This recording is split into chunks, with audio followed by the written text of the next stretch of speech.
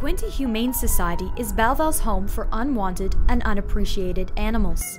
The society houses everything from cats and dogs to the occasional snake or pony, working to make sure all the animals are looked after. The shelter gives the animals the appropriate medical treatments and shots to ensure their health. The Humane Society is here for helping animals in the community, stray animals, injured animals, and people who can't look after them, bring them to us, and that's what we do. There are many things that need to be done, and the vet techs and volunteers work hard to make that happen. Well, our big challenge is the amount of animals we get in. We're not really, we're not big enough for the amount of animals we are taking in from the community. Spaying and neutering is a big thing. It's a challenge to get people to do it. And you know, just keeping the place open, like with money, like it costs about $300,000 a year to keep this place going, and it's all on donations. When we've taken in an animal that was, you know, really sick, really, you know, emaciated, skinny, and that we've brought that animal, you know, back up to health and are able to adopt it out, you know, it's a really good feeling. The shelter works alongside OSPCA officer Tex Ryder on animal cruelty cases, where he rescues abused animals and brings them to the Society for rehabilitation. Tex covers all of Hastings and Prince Edward County, traveling numerous hours to reach each rescue. I love animals. I have 3 dogs of my own. I have a cat, I have a bird, and I have fish, all that have been part of a rescue that I've done at one time or another. Tex has been a part of both small and large-scale rescues, saving large groups of dogs from neglectful owners. A hoarding situation over in Picton, in the Picton area.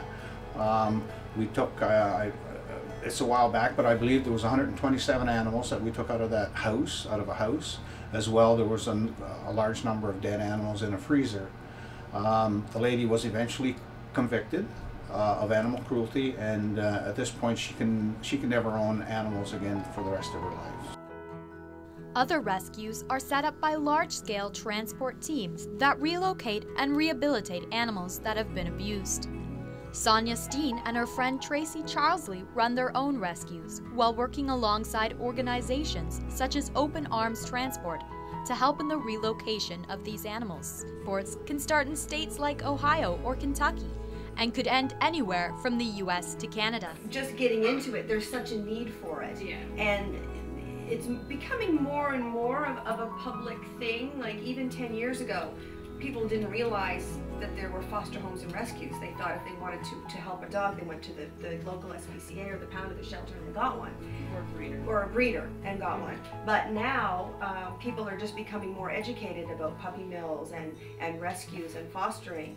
And that's kind of why I got into it originally, and that's why I continue on, is more, there's such a need out there. These rescues are run by a chain of volunteers who contribute their free time to transport the animals from one checkpoint to another.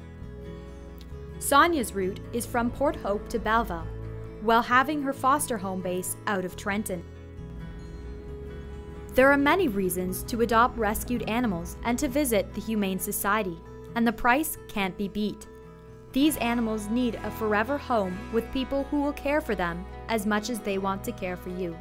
Contact your local Humane Society or animal foster home for more information on how you can make a difference in an animal's life.